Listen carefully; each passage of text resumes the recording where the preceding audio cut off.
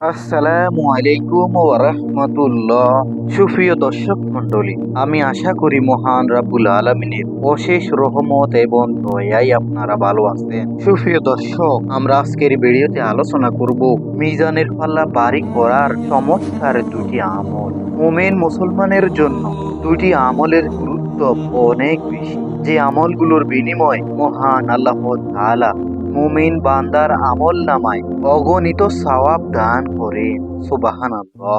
মিজানের পাল্লায় তা হবে ৭ আসমান ও ৭ জমিনের চেয়েও বেশি ওজন। সুবহানাল্লাহ। হাদিসের একাধিক বর্ণনায় উঠে আসা চমৎকার দুটি আমল হলো, প্রিয় দর্শক, ১ নাম্বার আমল হলো নাবালক সন্তানের মৃত্যুতে ধৈর্য ধারণ করা।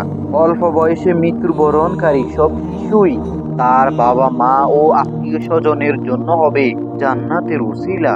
সুবহানাল্লাহ।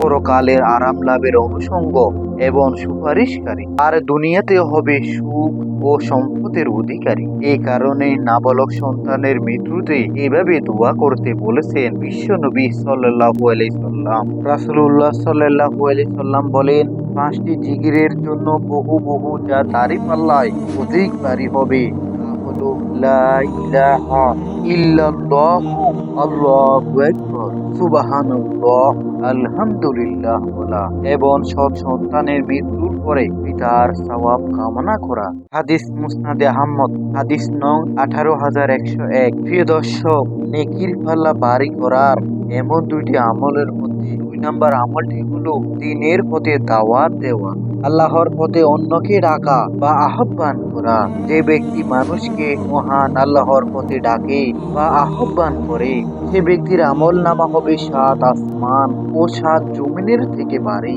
সুবহানাল্লাহ। সুতরাং মুমিন মুসলমানের উচিত উল্লেখিত চমৎকার দুটি আমল যথাযথভাবে পালন করা। এর বিনিময়ে মহান আল্লাহ তাআলার কাছে দুনিয়ার সফলতা ও পরকালের চূড়ান্ত মুক্তির চেষ্টা করা। প্রিয় দর্শক, আমরা আজকের এই ভিডিওতে আলোচনা করেছি ১ মিনিটে করা যায় মিজানের পাল্লা ভারী করার চমৎকার দুটি আমল। এই দুটি আমল নিয়মিত করলে তা হবে ৭ আসমান ও ৭ জমিনের চেয়েও ভারী। সুবহানাল্লাহ। প্রিয় দর্শক, ভিডিওটি ভালো লাগলে অবশ্যই একটি লাইক করে দিন এবং নিয়মিত ভিডিও পেতে চ্যানেলটি সাবস্ক্রাইব করে বেল আইকনটি অল বাজিয়ে দিন এবং ভিডিওটি শেয়ার করে অন্যান্য মুসলিম ভাই ও বোনেদের কাছে ছড়িয়ে দিন, যেন তারাও আমলটি করে কিয়ামতের দিন মিজানের পাল্লা ভারী করে জান্নাতে যেতে পারে। আল্লাহ তাআলা মুসলিম উম্মাহকে উল্লেখিত আমলগুলো যথাযথভাবে পালন করার মাধ্যমে দুনিয়া ও পরকালের কল্যাণ ও সফলতা লাভ করার তৌফিক দান করুন। আমিন।